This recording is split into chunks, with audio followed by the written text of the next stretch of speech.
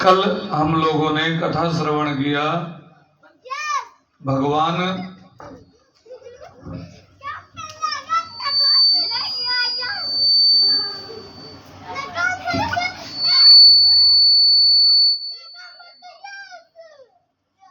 भगवान के नाम का कल हम लोगों ने भगवान के नाम जो सत्यचित आनंद और इसकी जो है भगवान जो ये पद्म पुराण से लिए गया है श्रीमद् भागवत महापुराण का, वो हम लोगों ने कल श्रवण किया।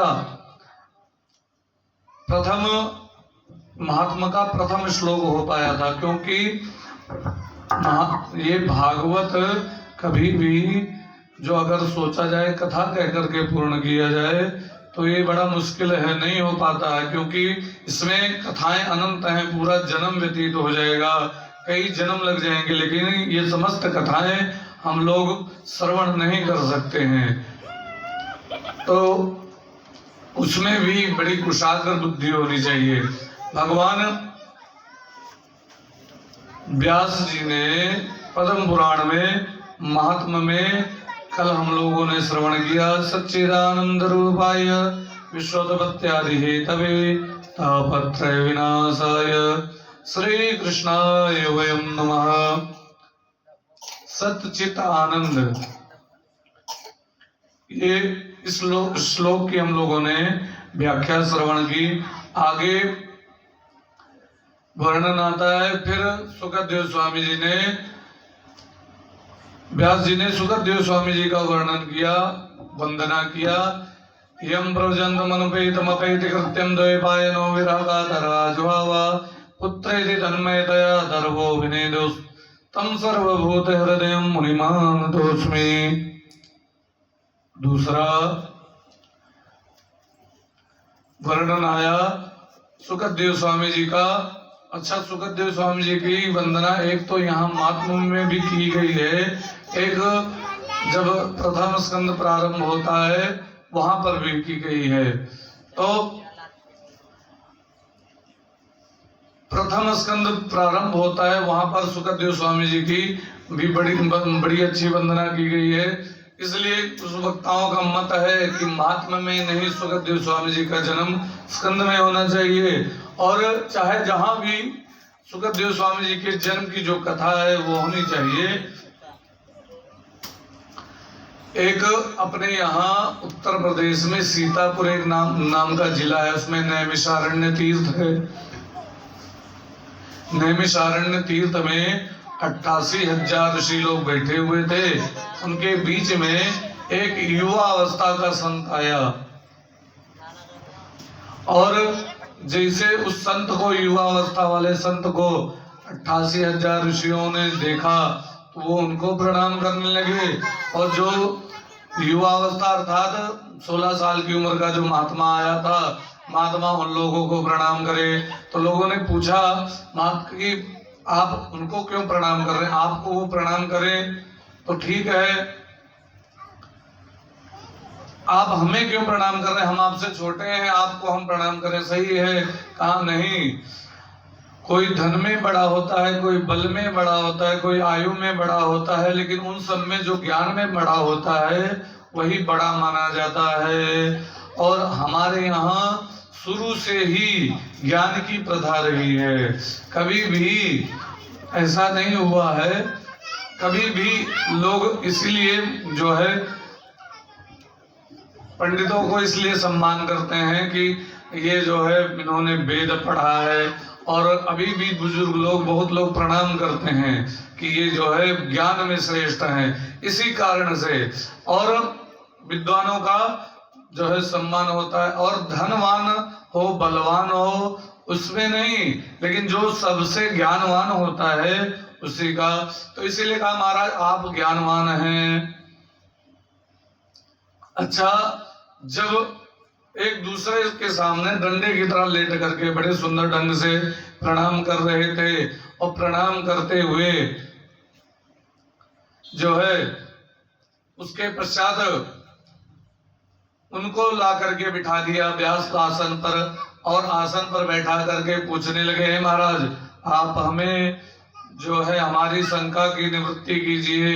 उनका काम था 88,000 ऋषि जो थे, उनकी आयु भी बड़ी विचित्र, किसी की 10,000 साल, किसी की 12,000 साल, किसी की 20,000 साल, किसी की 30,000 साल, इसी प्रकार से उनकी आयु थी, उम्र थी। और इतनी ज्यादा उम्र होने पर भी वो युवा अवस्था वाले महात्मा को बैठा करके प्रणाम करके पूछ रहे हैं, महाराज हमें हमारी कुछ शंकाओं की निवृत्ति कीजिए। कहा क्या बताइए? प्रश्न कर दिया कि महाराज उनका महात्मा का जो युवा अवस्था वाले संत थे उनका नाम था सूत जी, उनको सूत कहते थे।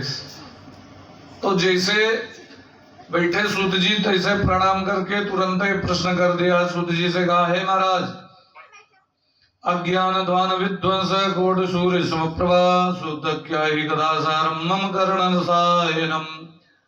अज्ञान को विनाश करने वाली और हमारे कानों को सुख देने वाली ऐसी कोई कथा बताइए। अब जब ऐसा प्रश्न किया तो उसके उत्तर में सूत जी ने बताना प्रारंभ, फिर प्रश्न किया, कहा सुनिए, और ऐसा ही ना हो, चिंतामणि लोके सुखम सुद्रो स्वर्ग संपदम प्रयच्छति गुरु प्रीतो वैकुंठ योगी दुर्लभम। कहा चिंतामणि है, चिंतामणि के आगे किसी भी बात का चिंतन किया जाए तो वो जो है प्राप्त हो जाता है। और अगर कल्प वृक्ष और चिंतामणि है ऐसे ये दो वृक्ष, कहा इन दोनों के सामने किसी भी वस्तु का चिंतन किया जाए कि हे प्रभु ये मिल जाए तो वो मिल जाता है, और अगर इसके सामने गड़बड़ चिंतन किया जाए तो गड़बड़ ही मिलता है। इसीलिए बड़े बड़े विद्वानों ने ऐसा कहा है कि हमेशा पॉजिटिव सोचना चाहिए, पॉजिटिव अर्थात सकारात्मक सोच रखनी चाहिए। हम लोगों के अंदर बहुत ज्यादा जब जिससे प्रेम होता है उसके प्रति नकारात्मक ही सोच आती है। ऐसे बच्चा घर से बाहर गया हुआ है, आया नहीं, देर हो गया, पता नहीं कहाँ है, कौन चुटाई न जाए, कौन कुछ ना हो जाए, ये नकारात्मक सोच है। और सकारात्मक, अरे ठीक है अभी आ जाएंगे, ये सकारात्मक सोच है। नेगेटिव और पॉजिटिव, तो उसमें सकारात्मक सोच होनी चाहिए। जो अगर कहीं एक व्यक्ति एक कल्प वृक्ष के नीचे बैठ गया, जा रहा था और रास्ते में उसे जो है ग्वाला था, बैठ गया कल्प वृक्ष के नीचे और बैठ करके थका हुआ था, मन में सोचा पानी मिल जाता तो बड़ा अच्छा था। जैसे पानी का सोचा तैसे पानी हाजिर सामने, पानी प्रकट हो गया, उसने पानी पिया। फिर थोड़ी देर बाद सोचा भूख लगी थी, जो भोजन भी मिल जाता बड़ा अच्छा था, भोजन मिल गया। अब अरे ये तो जो सोचता हूँ वही मिल जा रहा है। फिर सोचा कि खूब धन हो जाता तो बढ़िया था। अब फिर खूब धन हो गया, कहा अभी गठर बांध करके लेके चलूंगा, लेकिन जंगल में हूँ। अब देखो ये अभी अच्छा सोच रहा था, अब गड़बड़ सोच रहा, जंगल में हूँ, कहीं शेर ना आ जाए, शेर आ गया, अब कहीं मुझे खा ना ले वो शेर। शेर आया और शेर ने खा लिया।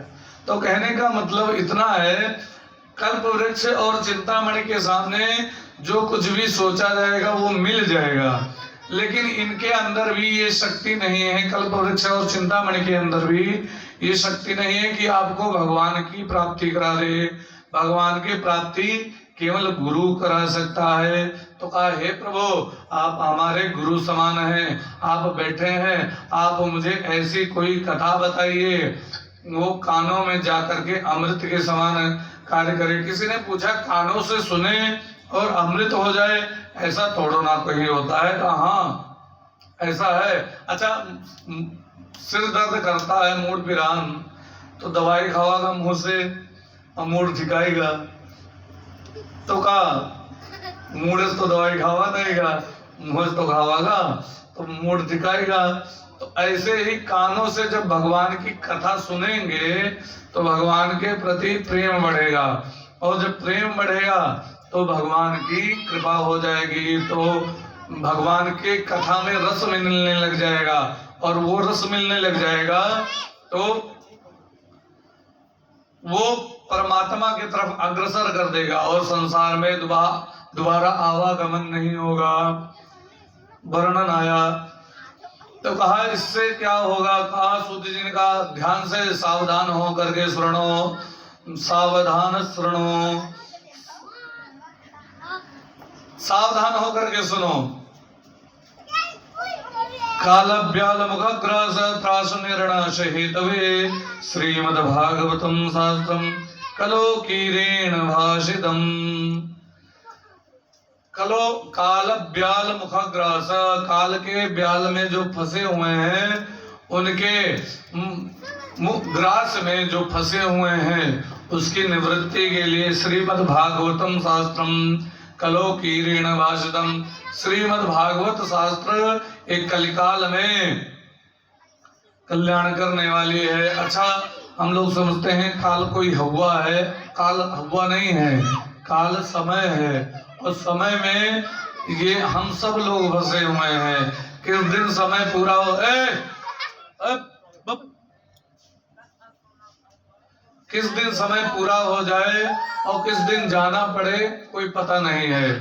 जैसे श्वास चल रही है, किस दिन श्वास चलते चलते बंद हो जाए और दोबारा एक श्वास ली है, एक छोड़ रहे हैं, दोबारा ले ना पाए, यही काल का प्रकोप है।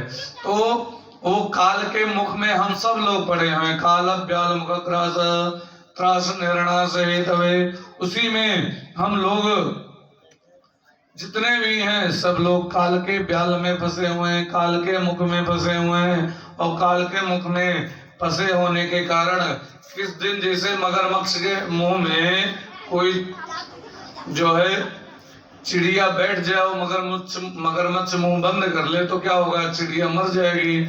ऐसे ही काल का जो समय रूपी मुख में हम लोग बैठे हुए हैं और वो किस दिन बंद कर ले कोई पता नहीं है, अर्थात समय समाप्त हो जाए। तो उसके लिए क्या है, कलिकाल में कहा कलो कीरेण श्रीमद् भागवतम शास्त्रम, श्रीमद् भागवत शास्त्र है कलो कीरेण भाषितम। इसमें कलिकाल में कीरेण अर्थात कीरेण शुकेन भाषितम। सुखदेव स्वामी, कीर का मतलब होता है तोता, तो कहा तोते ने बड़े सुंदर ढंग से जो है बताया है कलो कीरेण भाषितम। हम कैसे माने, इससे जो है कल्याण होने वाला का सुनो। इसके लिए एक बड़ी सुंदर कथा आती है। कहा कौन सी कथा, हाँ एक बार सुखदेव स्वामी जी कथा सुना रहे थे राजा परीक्षित को। देवता लोग अमृत का कलश लेकर गए, अमृत का कलश लेकर के जाकर के कहा महाराज परीक्षित को अमृत पिला दीजिए, उसके बदले में हमें कथा श्रवण करा दीजिए। तो जब ऐसा कहा तो क्या हुआ, सुखदेव स्वामी जी ने डांट करके भगा दिया। कहा बस चले जाओ देवता यहाँ से। कहा अगर तुम आए होते प्रेम से कहते हाथ जोड़ करके हे महाराज हमें भी कथा श्रवण करा दीजिए, तब तो चलो सही था, लेकिन तुम तो सौदा करने के लिए आए हो और सौदा नहीं होता कभी कथा का। कथा कभी सोच रहे हो एक कांच का टुकड़ा देकर के बहुमूल्य मणि लेना चाहते हो, चले जाओ यहाँ से। डांट करके भगा दिया। देवता लोग पहुंचे ब्रह्मा जी के पास, कहा महाराज हम लोग कथा नहीं सुन पाए, हमें सुखदेव स्वामी जी ने भगा दिया। ब्रह्मा जी ने कहा चिंता मत करो, अब देखते हैं राजा परीक्षित का क्या होगा। तो कहा राज्यो मोक्षम तरा पीछ पदा पुराधातास्मि विस्मितः। 7वें दिन राजा परीक्षित का जब मोक्ष हुआ तो ब्रह्मा जी भी आश्चर्यचकित हो गए कि अरे ये कैसे इसका मोक्ष हो गया। तो तुरंत ब्रह्मा जी ने एक तराजू लगाया, एक पलरे पर श्रीमद् भागवत महापुराण रख दिया, एक पलरे पर अन्य साधन रखते जाएं। लेकिन भागवत महापुराण का, श्रीमद् भागवत महापुराण का पलरा ऊपर उठा ही नहीं। कहा अरे ये क्या। तब ब्रह्मा जी ने कहा अरे देवताओं लवन्यानि जातानि गौरवेण इदं महातदार्षिगणा सर्वे विश्वं ब्रह्ममेव। कहा ये कोई साधारण ग्रंथ नहीं है, ये तो स्वयं साक्षात भगवान कृष्ण की तेने यम वांगमयी मूर्ति प्रत्यक्ष यो वर्तते हरे, ये भगवान कृष्ण की वांगमयी मूर्ति है, ये कोई साधारण ग्रंथ नहीं है। देवताओं से कहा। तो जब ऐसा सुना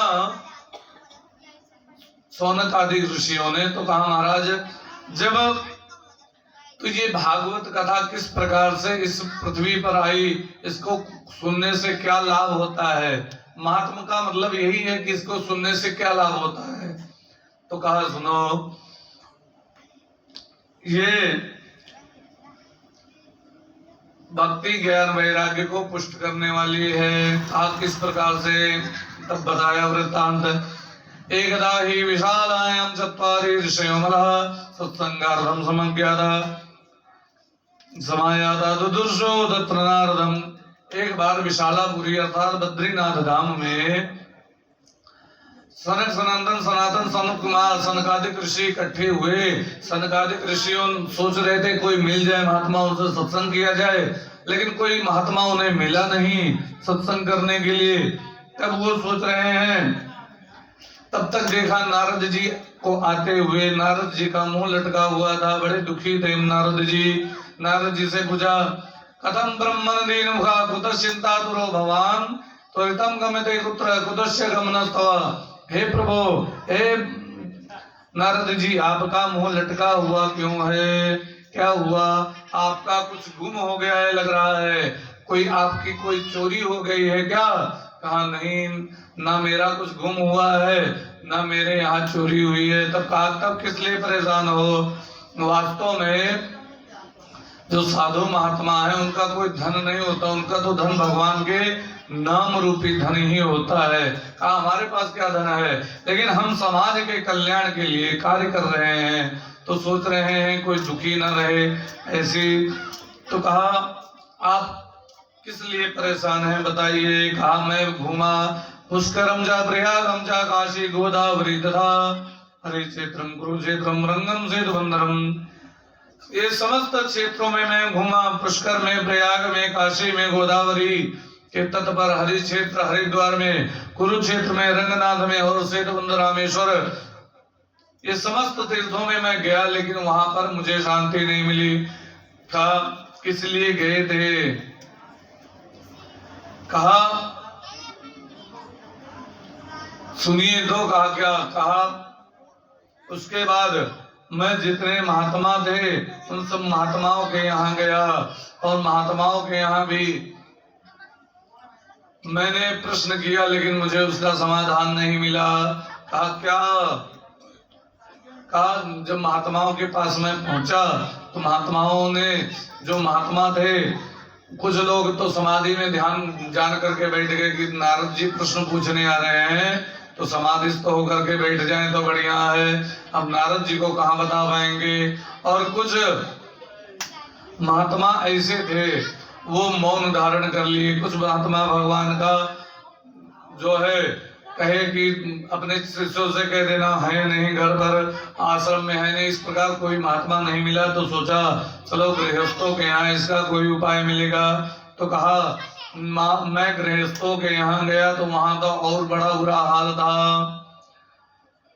तरुणी प्रभुता गे शाल को बुद्धिदायका कन्या विक्रेण लोभाद दंपति नाम जगलकनम। कहा वहां तो देखा तरुणी प्रभुता गे जो श्रीमती जी हैं उनका मलिकाना चल रहा है और माता पिता से सलाह नहीं लेते हैं, साले साहब बुलाए जाते हैं उनसे सलाह ली जाती है। शालिको बुद्धिदायका कन्या विक्रयण लोभात दंपति नाम जगलगनम। वर और कन्या का अगर सौदा फिट हो गया तो समझ लीजिए वही विवाह हो गया कि इतना लेंगे, इतना जो है गाड़ी चाहिए, ये इतना नगद चाहिए तो हम विवाह करेंगे, नहीं तो नहीं करेंगे। तो कहा ऐसा हाल है गृहस्थों के यहाँ। और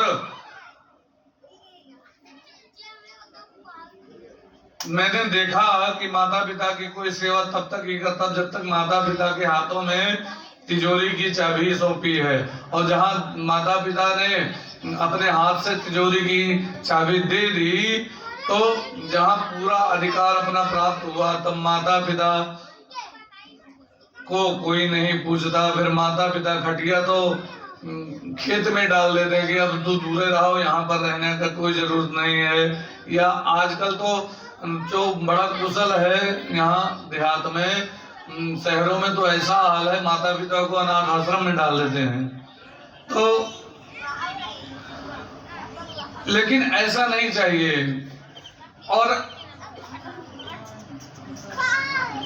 जब वृद्ध होता है व्यक्ति तो कोई पूछता नहीं है। देखा है कि जो है बूढ़े बैठे हुए हैं, लेकिन उनसे कोई वार्ता नहीं करने के लिए तैयार, उनसे कोई सलाह नहीं लेता। जबकि सलाह लें अपने माता पिता से, जो अगर सलाह ली जाए तो बड़ी अच्छी सलाह देते हैं। लेकिन आजकल के समय में बहुत कम ऐसे लोग हैं जो अपने माता पिता से सलाह लेते हैं कि ये किया जाए या न किया जाए। वार्ताम कोपि न पृच्छति गेहे। लेकिन भगवान का स्मरण करना चाहिए। कोई भी नहीं पूछता है बात। तो कहा गृहस्थों के यहाँ और बुरा हाल था।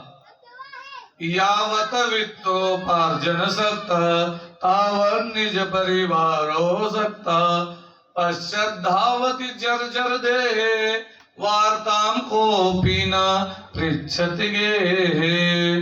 भज गोविंदम भज गोविंदम गोविंदम भज मूढ़मते। जब तक जीवित रहता है, तब जब तक शरीर में बल है, वित्त का उपार्जन किया, खूब कमाया और अपने परिवार में आसक्त रहता, लेकिन किस दिन बुढ़ापा आ जाए कोई पता नहीं है। पश्चात धावति जर्जर देहे। फिर कोई नहीं पूछने वाला कैसे हो, ठीक हो कि नहीं। ये समझ लीजिए वो माता पिता बुजुर्ग बड़े भाग्यशाली हैं जिनका बेटा और सेवा करता है। लेकिन आजकल बड़ी समस्या यही है। तो कहा उनके यहाँ और बुरा हाल है। उसके बाद मैं पूरा हर जगह देखा और मेरा चित्त कहीं शांत नहीं हुआ। तब मैं सोचा कि जाकर के वृंदावन में पहुंचा जब, तो वृंदावन में एक बड़ी विचित्र घटना घटी। तश्चर्य मया दृष्टम सूर्यताम तन्मुनीश्वरः एक धातु तरुणी तत्र निष्पन्न खिन्न मानसः। वहां मैंने देखा एक यमुना जी के किनारे एक तरुणी बैठी हुई है, एक युवा अवस्था की स्त्री, और उसकी गोदी में दो बूढ़े लेटे हुए हैं और उनको कई स्त्रियां घेरे हुई हैं। अच्छा, उस जैसे स्त्री ने देखा तब नारद जी ने सोचा जैसे कहीं भीड़ लगी होती है आते जाते समय, तो वो लोग सोचते हैं अरे देखे क्या हुआ। रास्ते में रुक करके देखने लग गए कि का हुआ, कोनो एक्सीडेंट तो नहीं हुआ, का दिक्कत हुई कि भैया काहे भीड़ लगी है। अब उन लोगों का मतलब अरे ठीक है लगी हुई, कोई कारण हुआ, मैं जाना अपने रास्ता। तो ऐसे जो है नारद जी थे। अरे ये स्त्रियों की भीड़ है, माताएं बैठी हुई हैं, इनके हमें क्या मतलब, हम साधु महात्मा हम चले अपने रास्ता। नारद जी जैसे जाने लगे तैसे जो है तुरंत पूछा, आगे बताओ हे बाबा भो भो साधो क्षणं तिष्ठ मा चिंता विनाशया दर्शनम तव लोकस्य सर्वदा अघहरं प्रभु। हे साधु बाबा रुको रुको रुको, आप कहाँ जा रहे हैं? आपके दर्शन से समस्त पाप नष्ट हो जाते हैं। नारद जी गए। नारद जी ने कहा हे देवी क्या हुआ, आप रो क्यों रही हैं, क्यों इतनी दुखी हैं? वद देवी सविस्तारम सुस्य दुःखस्य कारणम। हे देवी अपने दुख का कारण बताओ। तो बताया, पहले उस स्त्री ने अपना परिचय दिया कि अहम भक्ति दीख्याता इमो में तनयो मतो ज्ञान वैराग्य नामानो काल योगे नजर्जरो। कहा मैं भक्ति देवी हूँ। मैं ये जो दोनों बूढ़े लेटे हुए हैं मेरी गोदी में सिर रख करके, ये मेरे दोनों बेटा हैं। एक का नाम है ज्ञान, एक का नाम है वैराग्य। तो कहा नारद जी मन में सोचे अरे माता जवान बैठी, बेटे बूढ़े हो गए, ये क्या कारण है? तो उसने कहा, जो वो स्त्री थी, कहा मैं भक्ति हूँ और ये दोनों मेरे बच्चे हैं और इनका नाम ज्ञान वैराग्य। समय की विडंबना देखो, मैं एक नव युवती हूँ, बनी बैठी हूँ, ये दोनों बच्चे बूढ़े हो गए, कितने जर्जर स्थिति में है। मेरे दुख का यही कारण है। आप अपने मैं द्रविड़ देश में, मैं अपना पूरा परिचय बता दूं। मैं द्रविड़ देश में उत्पन्न हुई, कर्नाटक में बड़ी हुई, महाराष्ट्र आदि में मेरी कहीं कहीं पर बड़ा सम्मान हुआ और कई प्रदेश ऐसे थे जहाँ पर पाखंडी लोग रहते थे, वहां खंडित होकर के मुझे पीड़ित होकर के भागना पड़ा। और घूमती घूमती जैसे मैं गुजरात में पहुंची तो वहां पर जीर्ण हो गई, और फिर जैसे यहाँ पर वृंदावन में आई, नवीन स्वरूपिणी, मैं वृंदावन पुनः प्राप्य नवीन स्वरूपिणी, मैं वृंदावन में पुनः नवीन रूप में हो गई। तो कहा देवी ये बताओ तो आपके दुख का कारण है। कहा अगर हे प्रभु, हे नारद जी, अगर मेरे दुख का निवृत्ति आपने नहीं किया तो मैं इस इदम स्थानम परित्यज्य विदेशम गम्यते मया, मैं ये स्थान छोड़ करके विदेश चली जाऊंगी। भक्ति देवी ने कहा। तो कहा नहीं नहीं देवी, मैं तुम्हें तुम्हारे इस शंका की निवृत्ति का इसका उपाय खोजता हूँ। तो कहा तब से मैं खोज रहा हूँ, और तब मैंने उनको जो है वेद वेदांत सुनाया, गीता पाठ सुनाया, लेकिन जब तक गीता पाठ करूं तब तक तो युवा अवस्था में रहे, उसे जैसे गीता पाठ बंद करूं ऐसे वो पुनः जर्जर हो जाए। तो कहा तब मैं कहा अच्छा, भक्ति देवी से कहा देवी मैं देखता हूँ इसका कोई उपाय खोजता हूँ। इसीलिए मैं खोजते खोजते सब लोगों से पूछा, लेकिन कोई मुझे नहीं बता पाया। यही मेरे दुख का कारण है। नारद जी ने सनकादिक ऋषियों से बताया। एक बात ध्यान दीजिए, सनकादिक, सनंदन, सनातन, सनतकुमार, ये चार हैं। सौनकादिक ये 88,000 ऋषि हैं। तो सूत जी बता रहे हैं सौनकादिक ऋषियों से कि नारद जी ने सनकादिक ऋषियों से बताया, और जैसे नारद जी जाने लगे तैसे जो है भक्ति माता बड़ी प्रसन्न हुई, और भक्ति माता नारद जी के मने मन में प्रणाम किया। कहा जयति जगत माया यस्य कायादवस्ते वचरण चरण मेघम केवलम जागलप्य द्रोमपि यातो यत् कृपातो द्रवोऽयं सकल कुशल पात्रम ब्रह्मपुत्रम न तस्मै। हे ब्रह्मा जी के नारद जी, मानस पुत्र नारद जी आपकी जय हो। आप अपने वचन के निष्ठा के परिपूर्ण हैं। आपके कारण प्रहलाद जी परम भक्त बने, आपके अनुग्रह पा करके ध्रुव जी ने भगवान को प्राप्त किया और ध्रुव लोक में चमक रहे हैं आज भी। हे बाबा, आप मेरे बेटों पर कृपा कीजिए और मेरे बेटों की जो है रक्षा कीजिए। भक्ति माता ने नारद जी को कहा, और नारद जी चल दिए तो बताया, कहा ऐसा ऐसा मेरे साथ घटना हुआ। तो कहा इसमें क्या बड़ी बात है। तो कहा मैंने भगवान से निवेदन किया कि हे प्रभु, इनका कल्याण किस प्रकार होगा। तो आकाशवाणी हुई कि सत्कर्म करो। व्योमवाणी तवे भूमा ऋषयो विद्यमति उद्याम सलस्तोयं भविष्यति न संशय एतदर्थम तु सत्कर्मा सुराशे त्वं समाचरत। तो कहा सत्कर्म करो। अब नारद जी कह रहे हैं तब से मैं पूछ रहा हूँ सत्कर्म क्या है, लेकिन कोई सत्कर्म मुझे बता नहीं पा रहा है। सत्कर्म किसे कहते हैं, सत्कर्म है क्या, ये आप ही मुझे बता सकते हैं। तो कहा इसमें क्या बड़ी बात है।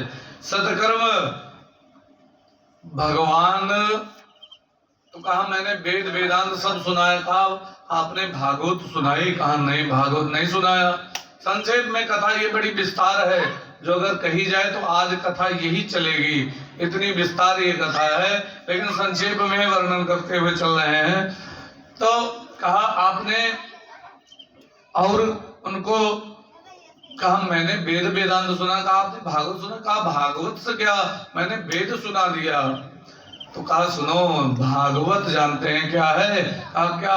कहा ये वेद का फल है, इससे लाभ होगा। तो कहा ये भागवत कैसे है, मैं नहीं जानता, भागवत के बारे में आप मुझे बताइए। तो बताया, कहा व्यास गद्दी बना करके, जैसा विधान है हम लोग देख रहे हैं, कहा इस प्रकार से व्यास गद्दी बना करके उस पर वक्ता बैठ करके आसन बिछा करके श्रोता श्रवण करता है, पूरा बताया। तो कहा महाराज आप भी पकड़, हम भी पकड़, और तो हमारे पास भी कोई धन नहीं, आपके पास भी कोई धन नहीं, तो कैसे भागवत होगी? तो कहा एक काम करो, आप थोड़ा आगे आओ, मैं थोड़ा नीचे उतरता हूँ, हम दोनों एक जगह मिल जाएंगे, बीच में मिल जाएंगे। अच्छा, जितनी बद्रीनाथ से दूरी पर, वृंदावन की दूरी पर बीच में जो स्थान है, उतना ही दूर वृंदावन है, उतना ही दूर बद्रीनाथ है। बीच में स्थान है हरिद्वार। हरिद्वार में एक आनंद नामक तट है, उस तट पर बालू की व्यास गद्दी बनाई गई और 4 व्यास गद्दी बनाई गई। चारों पर चारों सनकादिक ऋषि बैठ गए और बैठ करके कथा प्रारंभ हो गई। आसन लगा दिया, नारद जी स्वयं श्रोता बन करके बैठे। आजकल बड़ी समस्या है, जजमान कोई आजकल तो जो है जजमान बनने में संकोच होता है, लेकिन ना, जजमान बनने के लिए नारद जी स्वयं जजमान बने और बैठे और एक भक्ति का, एक ज्ञान का, वैराग्य का आसन लगा दिया। सनकादिक ऋषियों ने कहा, सनकादिक ऋषियों ने कहा महाराज भक्ति का आसन लगाइए, ज्ञान वैराग्य का आसन लगाया। उसके बाद कथा प्रारंभ हो गई। तो जैसे कथा प्रारंभ हुई, तैसे कथा को सुनने के लिए जितने ऋषि थे सब लोग आए, जितने स्वेदज अंडज पिंडज जरायु जितने जीव जंतु थे सब लोग आए। स्वेदज अंडज पिंडज जरायुज किसको कहते हैं, ध्यान दीजिए। स्वेदज अर्थात पसीने से उत्पन्न होने वाले प्राणी, जैसे जुआ, खटक की रवा इत्यादि, ये सब पसीने से उत्पन्न होता है। अंडज अंडे से उत्पन्न होने वाले प्राणी, जैसे चिड़ई से या मुर्गी से जो कुछ भी जो बच्चे होते हैं, अंडज कहा जाता है इनको। और पिंडज वो पृथ्वी से उत्पन्न होते हैं, जैसे पेड़, पकड़िया, जो कुछ बोवा का, ये सब पृथ्वी से ही पिंडज कहे गए। और जरायुज ये जो है हम लोग उसी श्रेणी में आ जाते हैं, क्योंकि वृद्धावस्था को प्राप्त होना है, इसलिए जरायु। ये 4 प्रकार के जीव जितने, अब इन चारों में सब आ गए, जितने थे सब आ गए, और ये सब कथा सुनने के लिए आए। वेद भी आए, वेद के मंत्र भी आए, वेद की ऋचाएं भी कथा श्रवण करने के लिए महात्मा का रूप धारण करके एक एक मंत्र आया भागवत की कथा सुनने के लिए। और बड़े सुंदर ढंग से कथा प्रारंभ हो गई।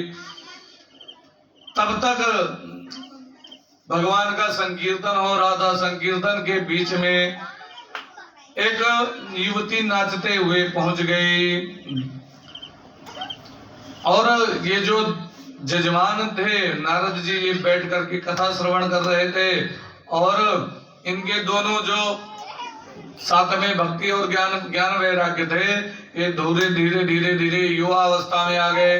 भक्ति माता बड़ी प्रसन्न हुई, सब लोग बड़े प्रेम से कथा श्रवण कर रहे थे। उसी के बीच में भक्ति माता नाचते हुए आई और नाचते हुए पहुंची। तब क्या होता है, देखा तो कुछ लोगों ने आपत्ति जताई, अरे कथा में नाचना नहीं चाहिए, कौन नाच रहा है, ये है वो है। लोग बोलने लगे, कहा नहीं, ये भक्ति देवी हैं और भक्ति देवी प्रसन्न होकर के नाच रहे हैं। तो कहा इनका आसन लगाया, कहा ये कहीं किसी आसन पर नहीं बैठती, ये सबके हृदय में इनका वास है, हृदय में बैठती हैं। तो ए लड़के चुप, बहुत हल्ला मचा है। बोलिए वृंदावन बिहारी लाल की, राधे रानी की, श्रीमद् भागवत महापुराण की। हल्ला मचाओ को, इसी जगह खेल हो जाए, अंदर अंदर अंदर खेल हो जाए।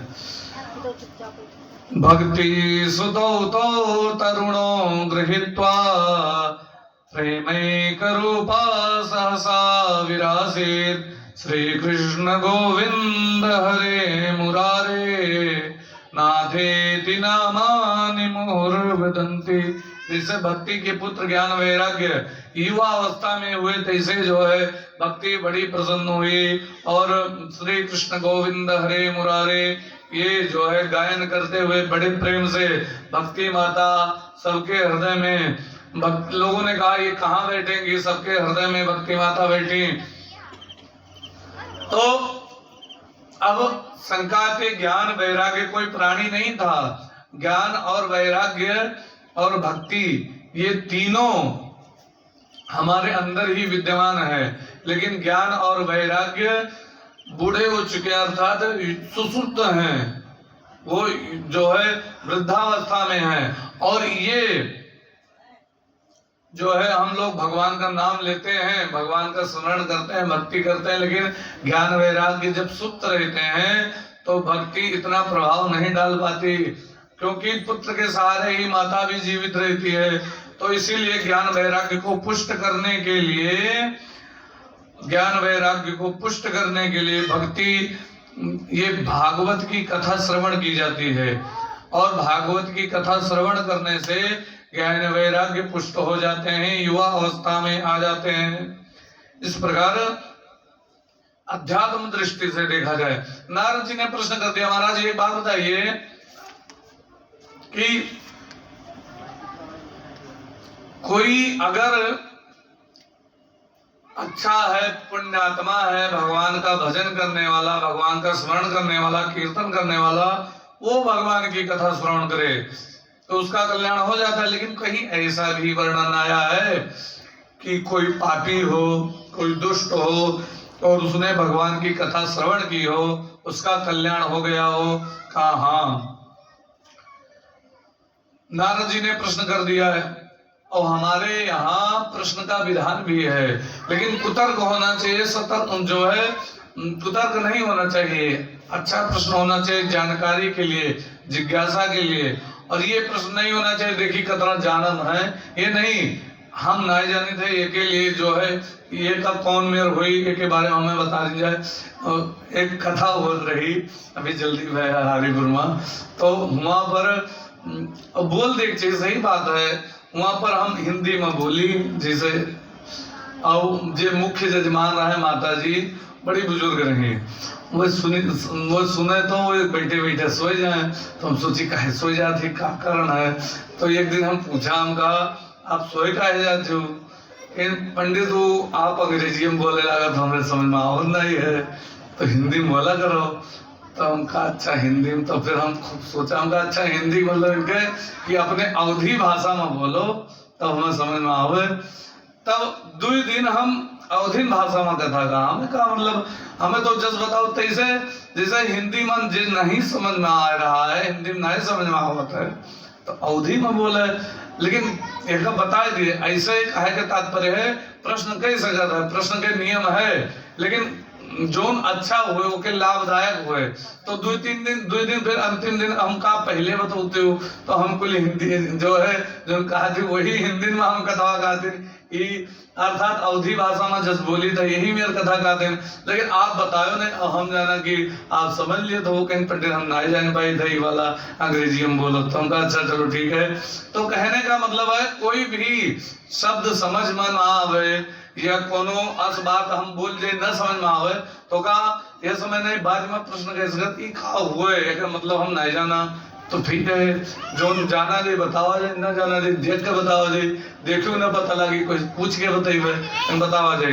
बोले वृंदावन बिहारी लाल की। तो कहा ऐसा भी नियम है, ये मानव पाप कृतस्तु सर्वदा सदा दुराचार रता विमार्गगा क्रोधाग्नि दग्धा कुटिलस्य कामिना सप्ताह यज्ञेन कलो पुनन्ति दे। कहा नारद जी बोले महाराज, नारद जी से बताया कहा चिंता मत करो, जीते जी क्या मरने के बाद भी पाप करके मर गया हो उसका भी कल्याण कर देती है भागवत।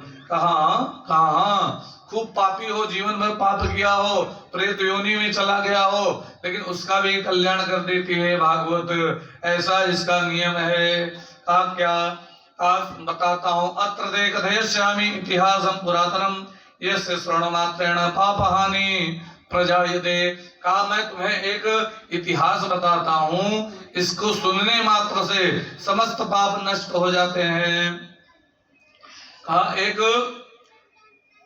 तुंगभद्रा नदी नाम के तट पर एक ब्राह्मण रहते थे।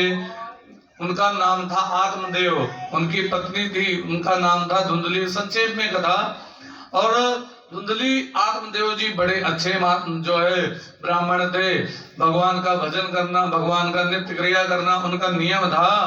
लेकिन ये धुंधली बहुत दुष्ट थी। जितने वो अच्छे थे उतनी ये दुष्ट थी। लिखा इसमें लोक वार्ता विकृपा क्रूरा प्रयासों भोजल की बिका।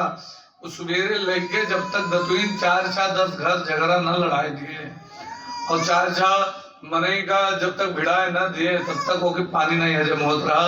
ये मेरे के प्रभाव रहा। लोक वार्ता कोपर बंजी क्रूरा, बात बार पर लड़े वाले, बात बार पर झगड़ा करे वाले, प्रयासों भोजल का। और जब तक लड़ाई न दिए 4-10 जन का तब तक ओके पानी नहीं हजम होता रहा। जब लड़ाई दिए वो का बड़ा प्रसन्नता मिले, हाँ भले लड़के ठीक है, यह चाहत रहे। यही मेरे के स्वभाव रहा। तो एक दिन अच्छा सब कुछ तो ब्राह्मण देवता के यहाँ खूब धन रहा, मजम रहे, कोनो चीज कमी नहीं रही ब्राह्मण देवता के यहाँ। लेकिन मुख्य चीज उनके यहाँ पुत्र नहीं था। तो इसलिए परेशान थे कि कोई एक पुत्र हो जाए तो बड़ा अच्छा है। पुत्र के लिए बड़ा कोशिश किया लेकिन पुत्र नहीं। एक दिन जंगल में जाकर के लोग ताना भी मारते थे, अरे इसके पुत्र नहीं हुआ। लोगों का कहना है, लोग कहते रहते हैं। और तो लोग ताना वाले एक दिन जंगल में जाकर के आत्मदेव जी बैठ करके वहां पर रोने लगे। तब तक वहां से एक महात्मा जी लौट आ रहे थे। कथम तैसे, जैसे महात्मा जी ने देखा तैसे पूछ लिया, कथम रोदसी ब्राह्मण विप्रहा तत्वम चिंता व्रियसी। आप क्यों रो रहे हैं, अपने दुख का कारण बताइए। कहा मैंने पता नहीं क्या पाप किया है, मेरे यहाँ पुत्र नहीं हो रहा है। तो कहा उन्होंने देखा मस्तक रेखा, कहा तुम्हारे तो 7 जन्म तक पुत्र की रेखा नहीं है, लेकिन तुम्हारे पुत्र नहीं हो सकता। तो कहा महाराज नहीं होगा तो मैं अभी यहीं पर मर जाऊंगा, पेड़ से कूद करके अपने प्राण दे दूंगा। तो कहा महाराज, तब महात्मा को दया आई। महात्मा ने कहा चिंता मत करो, ये अब सोचे, कहा अब तो बड़ी समस्या हो गई, ना पूछते चले जाते तो बढ़िया था, लेकिन अब पूछ लिया है। पूछ लिया ना तो इनके उपाय करे तरीकों की इनके यहाँ जो है पुत्र हो जाए। एक जब फल दिया महात्मा जी ने, कहा ये फल लेकर जा करके अपनी स्त्री को खिला देना, तुम्हारे यहाँ बड़े जो है गुणवान और सुंदर पुत्र की उत्पत्ति होगी। जा करके दिया धुंधली से को, कहा इसे खा लेना। धुंधली बड़ी दुष्ट रही और अब बताओ ना, नकारात्मक सोच होकर ज्यादा रही, नेगेटिव सोच ज्यादा रही हो। फल लीज और फल लेके उसके बाद सोचे लागे अगर ये फल खाए लिहन तो फिर जो है पेट में बालक आई, और बालक आई तो हम फिर भोजन कम गई भाई, भोजन कम गई। अब लिया फल लिया सोचा थी, भोजन कम गई भाई तो हम फिर दुबराए जावे, और दुबराए जावे तो हम चल ना पेबे, और चल ना पायन कहीं कहूँ गाँव मार्ग लाग गए। उसके बाद बरत हमारे घर तक पहुंच गए और हमारे घर पकड़ ले, हमें कोई ले जाए ना पाई, हम भाग पेबे ना, हम जल के वही मर जाओ, हम फल ना खा पाए, रख दिए। अब सोचो कितना लंबा सोचे, इतना लंबा सोचे के बाद हम ना खा पाए, धीरे धीरे। और जैसे रखे तैसे जो है उनके बहन आई रात, बहन से बताए कि देखो अब ये हमारे मालिक हमें फल दे गए, अब ये काम जो खाई ली तो बड़ी समस्या। तो बहन की चिंता मत करो, अभी हमारे पेट में गर्भ धारण हुआ है, हमारे जो लड़का हुई वो का आप ले लियो और चुप्पे नौटंकी किया रहो, बाकी नाटक बनाए रहो कि बालक होने वाला है। जब हमरे हुई तब वो ले लियो, हमें रुपया दे दो के बदले कहीं, ठीक है। अब सौदा तय होगा, ब्राह्मण देव तक पता नहीं सब। अब नाटक बनाए के पोटला बांध के 9 महीना तक कोनो में अपन समय व्यतीत किए के बाद फिर जब बालक हुआ उसकी बहन के तो झूठे सौरी बैठ गए और बाकी बहन उनके रावे करे कुल कार्य कर लिए। और कहा पूछे गए ब्राह्मण देवता बड़े प्रसन्न हुए कि लड़का बाप कहा पूछे। वो फल पता क्या किया, फल जाके जब 1 महीना हो गए सब बातें कहीं फला का कहीं जाए फला तो कहीं चिंता मत करो फला खवा जो गाय, नहीं तो कहूँ ब्राह्मण देवता देख लिया तो चौपट हो जाए। तो गाय का फल खिलाए दें। अब ब्राह्मण देवता के यहाँ 1 महीना बाद गाय से पुत्र हुआ और वो मनुष्य का पुत्र, कान होके गाय के निहायत रहे, बाकी पूरा शरीर मनुष्य गए। और पहले एक पुत्र हुआ जो उसकी बहन से लिया, ओके नाव ब्राह्मण देवता के नामकरण के समय आएगा है, नाव रख दिन जाए लाओ कोनो बढ़िया भगवान के नाव से नाम रख दिन जाए। कहीं ना हम अपने मन से आए के नाव रखा वो, कहीं जब हमारा नाव है तैसे के नाव रखा हो। तो उनके नाव रहा धुंधली, वे अपने लड़का के नाव अपने नाव साथ मिलाए धुंधकारी, ओके नाव धुंधकारी रखी। अच्छा जो दूसरा गाय से लड़का हुआ वो लड़का के नाम रखा गया गोकर्ण, ओके कान गाय के निहायत रहा, जैसे ब्राह्मण देवता ने उसका नाम रखा गोकर्ण। अच्छा ये धुंधकारी जो था वास्तव में नाव ऐसे रखे चाहिए कि जैसे जो है कल्याण हुए, भगवान के नाव के साथ ही नाव हुए या फिर वो के लक्षण मिलत हुए तब वही मेरा नाव रख दे। लेकिन यह मेरा नाव ना रखे चाहिए जोन वो के अर्थ ना निकले। तो वास्तव में आजकल बड़ा ही जो है फैशन चलेगा है कि कोई से अपने मर्जी से रख लियो, जोन मन कहे तो रख लियो। एक व्यक्ति पहले तो बड़ा बेकार नाव रहा था, अब तो चलो कुशल है तो चलो ठीक है, तब वो चिंटू पिंटू सही है, लेकिन बस पहले बड़ा गड़बड़ नाव आवत रहा, रखत रहे निबरे गोबरे चिथरे, तो का अर्थ नहीं करा कोनो नहीं। एक जन के नाव रहा चिनगी, तो एक थोड़े औरत आग लिया जात रही, एक थोड़े मियारू वहीं में से चिनगी उड़ी हो जब पकड़ ली मड़ा गर्मी मौसम में। अब बुझावा का सब लेके बुझाए, अब सब कही मढ़ाव कौन में पकड़ी, अब वहां नहीं देखिस कौन में पकड़ीस, लेकिन देखिस ते जगह पति देव के नाव रहा चिनगी, वो देखी उनके मर्द के नाव रहा चिनगी, अब वो कौन में अपने मर्द के नाव लिए। और जैसे कहीं सुनो हम देखे ना हम बताए थे कहीं सुनो वो का लेके जात रही गया तो इसे देखा सीलक पप्पा उड़े वो भक्क दे भर उठे। तो कहे के मतलब अब सीलक पप्पा वो चिनगी अपन नाव पति देव के नाव बोला नहीं जाता। अच्छा योग के शास्त्रोक्त उपाय है जो अगर मिहारू मर्दे के नाव बोला थी, मर्द मिहारू नाव बोला था तो जान लियो वह के आयु कम होती, इससे रखा रखावा नाव नहीं बोला जाता, गुप्त नाव रखा जाता हमरे यहाँ नियम रहा। लेकिन आजकल सब जनता ही नहीं, जो लखावा खवाई जाती 9 चक्कर गिरावा जाता है पायलों में, जे चक्कर जीते देखे तय अक्षर के नाव रखा जाता है और ऐसे करे चाहिए। लेकिन अब खाली वो लकीर पीटा जाता है, नाव कोनो नहीं रखत, वह नाव कह सकत है अकेले माँ आपस में पति पत्नी एक दूसरे के नाव वह ले सकता है। भगवान राम जी के नाव हमेशा सीता माता उनका कहतरी करुणा निधान, और राम जी सीता जी का जानकी कहत रहे और नहीं कहे कि 3 बार सीता जी जीती रहा लपकावर में 6 चक्कर राम जी, तो उनके 6 अक्षर के नाम रखिएगा करुणा निधान। और माता सीता जी 3 बार जीती रहे, उनके 3 अक्षर से नाम रखा जानकी, जानकी 3 अक्षर से, तो यही अनुसार रखे चाहिए। और वह का चाहे जब घुरा सकता, लेकिन वह का गुप्त नाम होता है और वस नाव ना बोलवाए चाहिए। लेकिन आजकल कहा ना ही हम लोग लीन जाते हैं, अब तो देहात में धीरे धीरे आवता है भरना नाव लिया तो, लेकिन इन नहीं जो है नियम के विरुद्ध था। तो ये कहीं हम अपने लड़का का नाम धुंधकारी अपने नाव से रखा, धुंधकारी नाम रख दिया। अब धुंधकारी गोकर्णो पंडितो ज्ञानी, धुंधकारी महाकला गोकर्ण तो खूब बढ़िया विद्वान पंडित भवा, और धुंधकारी बड़ा दुष्ट, वो जो है झगड़ा करे सबसे, क्योंकि एक बालक था दुलारा ज्यादा हो गया, इसीलिए जो है सबसे झगड़ा करे, सबसे टेढ़ा बोले, सबसे उल्टा बोले। धीरे धीरे वो इतना दुष्ट हो गया, इतना दुष्ट हो गया कि लड़का का खिलाफ करते ले कनियम लेके जाए कुआं डाल दे, और लोग परेशान हो गए उसको जो है। और जो कोई उससे झगड़ा करे तो उल्टा उससे लड़ जाए, ये ना देखे छोटा है बड़ा है। धुंधकारी बड़ा दुष्ट। और वहीं गोकर्ण जी महान ज्ञानी, धुंधकारी जेके यहाँ चला जाए सब हाय हाय करे लगे, हे दादा ये का कह डारे कोनो था नहीं है, वो ये के दिमाग बड़ा उखमत जी।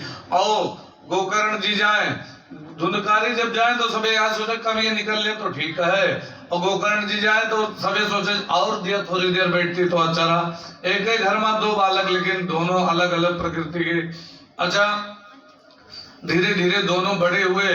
धुंधकारी मदिरा पान करे लाग, बोतल खोले लाग, और धीरे धीरे जुआ खेलने लगा, मदिरा पान करने लगा, वैश्यावृत्ति करने लगा। और नाचे वाली का उनका तो रुपया दिखाओ वो भर दे दो, उनका तो धन चाहिए। अब जब देखो वो पैसा ले, माता से पैसा मांगे, पिता से पैसा मांगे।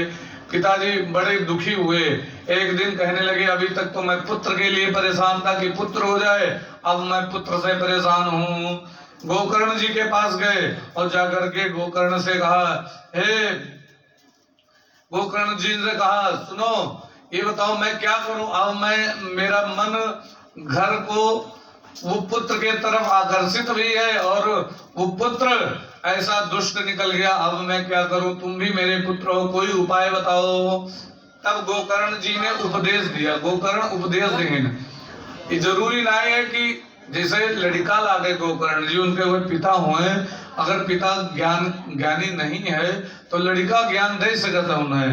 लिखा भागवत में, देहंस गोकर्ण जी कहा था, देहंस तिमांसुर धीरे अभिमतिम तेजत्वम जाया सुतादि सुसुदा ममताम विमुंच पश्चान्शं जगदिदं क्षणभंगुनिष्ठं वैराग्य राग रसिको भव भक्तिनिष्ठ। सुनो, धर्मं भजस्व सततं त्यज लोक धर्मां सेवस्य साधु पुरुषा जहि काम तृष्णाम् अन्यस्य दोष गुण चिंतनमाशु मुक्तात् सेवक तथा समरहो नितराम पिबत्वाम। गोकर्ण जी कहने लगे, हे पिताजी ध्यान से सुनो, संसार में बंधे के लिए दो रस्सियां हैं। एक रस्सी के नाम है अहमता, एक के नाम है ममता। अहमता और ममता ये नाता मां बांध देती, अहमता इस शरीर में बांध देती, मैं पनामा, और ममता परिवार में बांध देती। ऐसे ये दुई अहमता और ममता से जो छूटेगा ते परमात्मा का प्राप्त कर लेता है। और अगर धर्म का पालन करत हो आप तो धर्म भी आपके कल्याण करी, और आप निरंतर भगवान के कथा सुन के भगवान के भजन करके अपने शरीर के परित्याग कर दे। ये महान न आप पसो, इस शरीर जो है अस्थि स्तंभम सायुद्धम मांस शोणित लेपितम चर्म वापनम दुर्गंधम पात्र मूत्र पीयूषो। कहा ई जो जैसे मकान बनते ईटागारा से, यहूं का भरा है देहवा में, खून भरा है, मोबाइल भरी है, हड्डी भरा है, अगर चीर के देखो तो का नहीं भरा है। तो कहा ये शरीर के प्रति आप ज्यादा लगाव न करो, ये शरीर मिला है परमात्मा का भजन करने के लिए, आप परमात्मा के तरफ आप अग्रसर हो, आप अपन कल्याण करो। ये पुत्र दारा हर जन्म में मिले हैं, हर जन्म में मिले हैं, लेकिन ये आप जन्म बार बार नहीं होता है, कल्याण कर लो तो बढ़िया है। पिताजी का खूब अच्छे से समझाएंगे गोकर्ण जी, बड़ा विस्तार है लेकिन ज्यादा विस्तार न कर दो। पिताजी के मन में आ गया, भगवान का खूब चिंतन करते, भगवान की कथा श्रवण करते, भगवान का भजन करते करते शरीर का परित्याग कर दिया आत्मदेव जी ने। अब क्या पूछ रहा है, अच्छा बची धुंधली जे बढ़ाई ना लड़का का खूब रुपया दे खूब जो है का जो है जोन मांगे तो दे के बढ़ाए। अब वो मांगे रुपया दियो, आत्मदेव जी रहे नहीं, जोन बर्तन बाढ़ रहा, घर के कुल्ली बेच डाले, कपड़ा लुट्टा कुल्ली बेच डाले, वैश्यावृत्ति में, मदिरा पान में, जुआ खेले में सब गंवा दी।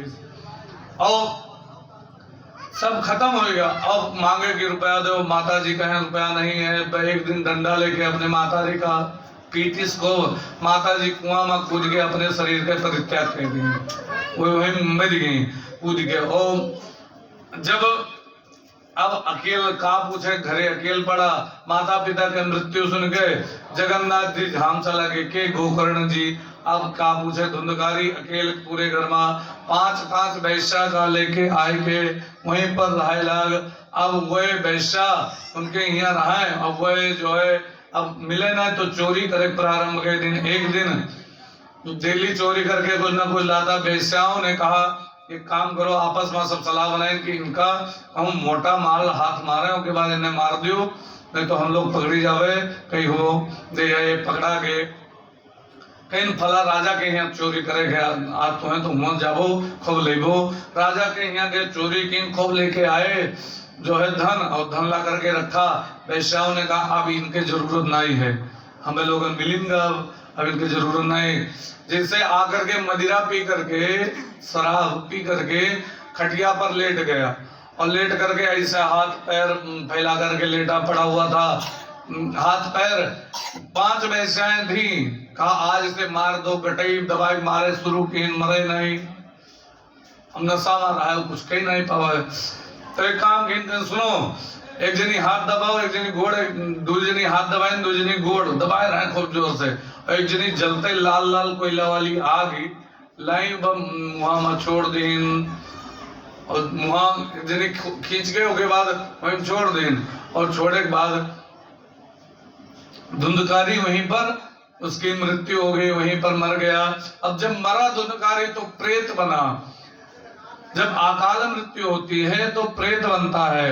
अच्छा, जब ऐसा भी नियम है जो अगर किसी की अकाल मृत्यु हुई हो घर में, तब भी जो उसका कल्याण करना चाहते हैं, वास्तव में परिवार वहां है कि जो मरे के बाद भी कल्याण कर दे, लेकिन तेजीदारी बस होएगा, हमारा पूत रहे जब तक रहे, हमारी ये लड़का रहे तब तक रहे। अब कहा धरा कोनो बात नहीं, मरे हुए, लेकिन नहीं, उनका कल्याण करना चाहिए। उसमें भागवत सुन ली जाए उसके नाम से तो उसका प्रेतत्व विमुक्त हो जाता है, वो प्रेत योनि से निकल जाता है। तो कहा इसका प्रमाण ये कथा है, प्रेत योनि से उसको निवृत्ति हो जाती है। अब गड्ढा खोदा और वैश्याओं ने गड्ढा खोद के अंगने में गाड़ दिए। गाड़ के उसके बाद वैश्याएं झूठे अल्लाह मचाए, हमारे पतिदेव गए परदेश, पतिदेव गए परदेश, बस सब पोटली बांधे और अपने अपने जगह निकल लिए। और इधर धुंधकारी को गाड़ दिया। अब गोकर्ण जी आए और आए के आंगन में खटिया डाल के जो है लेटे। अब वो जो गोकर्ण जी हुआ सुनी तो उनके नाव के पिंडदान भी कह दिए जगन्नाथपुरी में कि चलो हमारा भाई नहीं रहेगा, उनके बदले पर यहाँ पिंडदान, लेकिन पिंडदान नहीं प्राप्त होता है, जे प्रेत योनि में रात है। अब पिंडदान किया और पिंडदान करने पर भी उसे प्राप्त नहीं हुआ। तब यहाँ पर आए और आकर के खटिया डाल करके लेटे, तो वो कहूँ सुअर के रूप में आवे, कहूँ भैंसा के रूप में आवे, जो है डरुआ कोशिश गए, कहूँ गधा के रूप में, कहूँ घोड़ा के रूप में, ये मेरा आवे धुंधकारी। तो लेकिन अब गोकर्ण जी भगवान के नाम लेते रहे तो वो कहाँ डराए वाले। तो एक दिन सुअर के बकरा के रूप में आवा और रोवे। तब गोकर्ण जी ने हाथ में जल लिया और जल लेके भगवान का मंत्र पढ़ करके उसके ऊपर जैसे छीटा, तब वो बेचारा बोल पावेला, कहे अपना पाप किया रहा जीवन भर, वो प्रेत योनि में बोलियो नहीं पावत रहा। तब वो बोलने लगा, हे भैया मैं तुम्हारा भाई हूं। हाँ आप, मैं तुम्हारा भाई हूं, मेरा जानते हो मेरे पाप कर्म के कारण मेरी ये गति हुई है, तो मेरा कल्याण करो। तो कहा मैंने तुम्हारे नाम का पिंडदान किया, तो कहा कुछ नहीं मिला, मैं तेरे को कुछ मिला नहीं। तो कहा तब अब ये जो है विद्वानों को बुलाया, कहा कि इनके प्रेत के विमुक्ति के लिए क्या उपाय है। तो कहा एक उपाय है बढ़िया, नारायण बलि की जो अगर गिर दिया जाता तो बढ़िया था, तो कहीं नारायण बलि जहिया बगिया वाले होते तहिए वो थी, और पहले आगे पीछे नहीं हो सकत थी, तो वो तो हो ही नहीं सकत है। अब तो इनका महीना भर होगा मरे, अब इनके कल्याण कैसे हुए। तो अब सब विद्वानन का बुलाए के गोकर्ण जी देखे लागे, पलटे लागे, जो है कोई वेद पुराण में कोई उपाय मिल जाए इनके कल्याण के लिए, लेकिन कहीं मिला नहीं। सूर्य भगवान के बड़े अच्छे भक्त रहे गोकर्ण जी, तो कहीं अब मिली है ये ना कहूँ। सूर्य भगवान का सुबह जब अर्घ दिए लगे तो सूर्य भगवान से प्रार्थना की, हे प्रभु हमरे भाई प्रेत योनि मां, इनकी मुक्ति के लिए कोई उपाय बताओ। तो भगवान सूर्य ने कहा सत्कर्म करो। अब सत्कर्म, अब इनको समझ में नहीं आया सत्कर्म क्या है।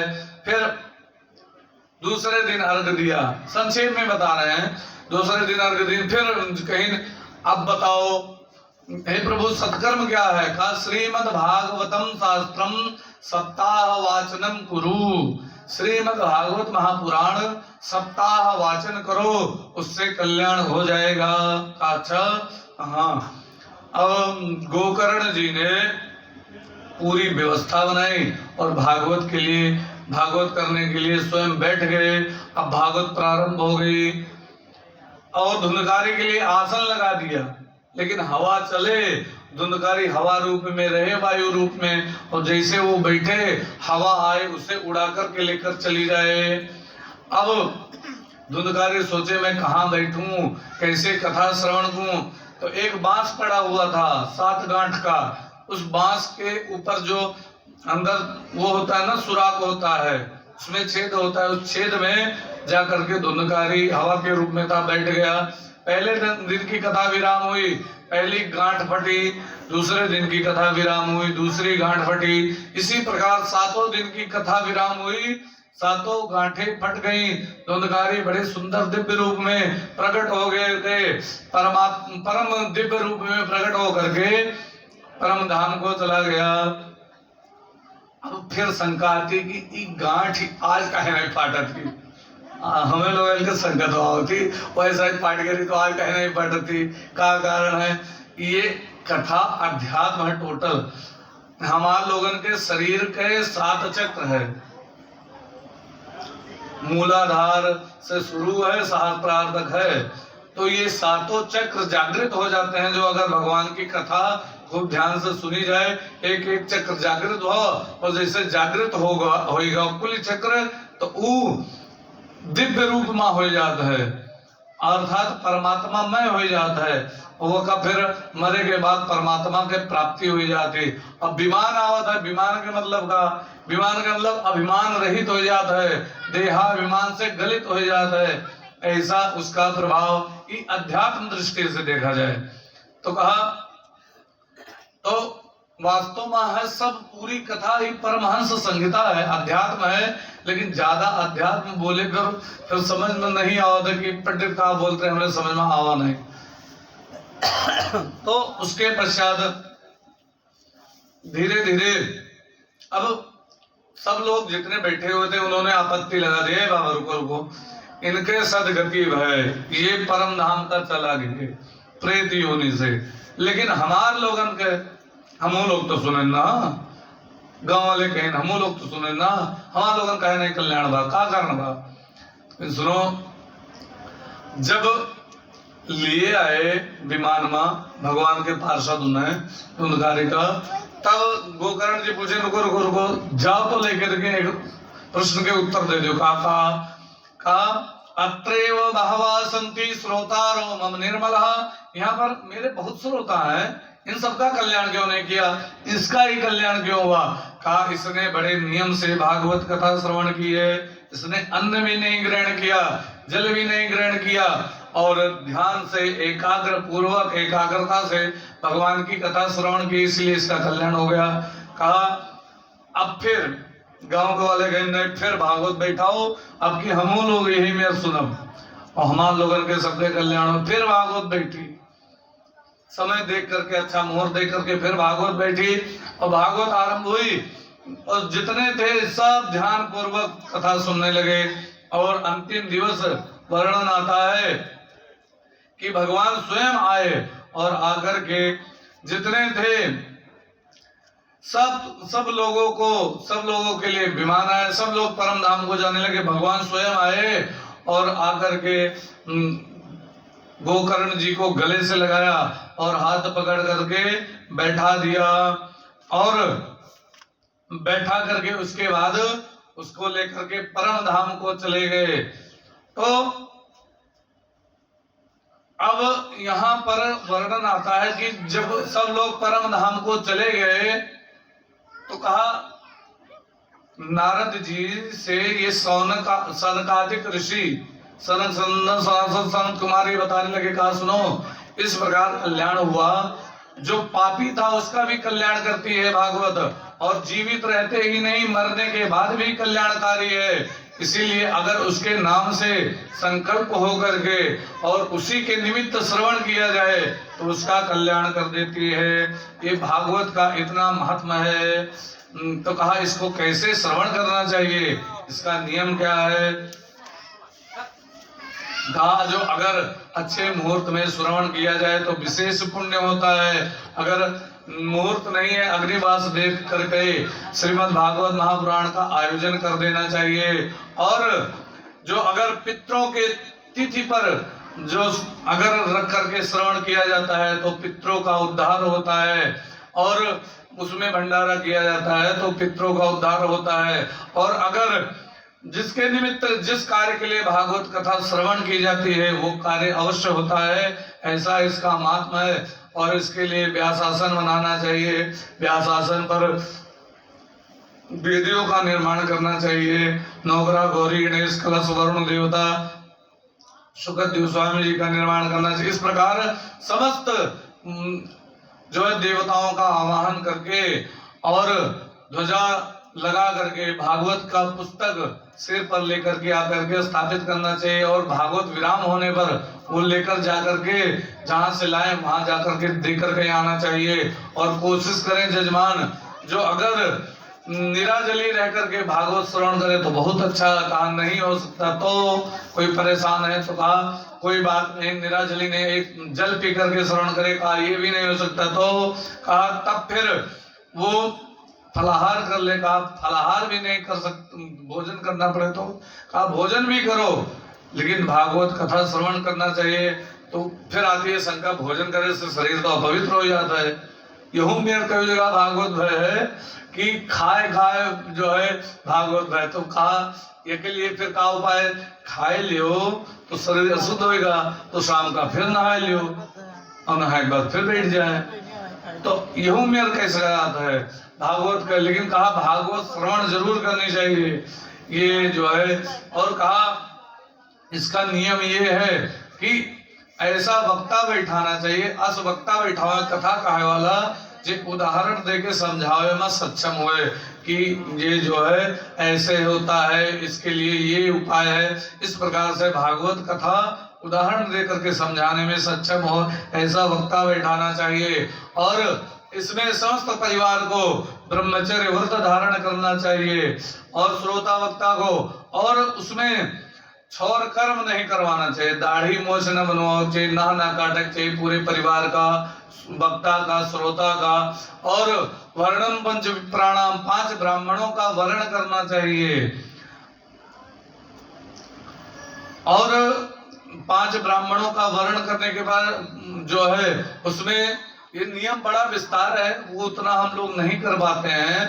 और क्योंकि उसमें वर्णन 5 ब्राह्मणों का वर्ण करने के लिए 2 विष्णु सहस्त्र नाम का पाठ लगातार करें, 2 ब्राह्मण माला ओम नमो भगवते वासुदेवाय इस मंत्र का जप करें, एक पाठ करता रहे जो है। इस प्रकार 5 ब्राह्मणों का वर्ण करना चाहिए, एक कथा करे एक पाठ करे, ये 5 ब्राह्मणों का वर्णन करना चाहिए। इस प्रकार इसका नियम है, लेकिन इतना नहीं हो सकता कलिकाल में।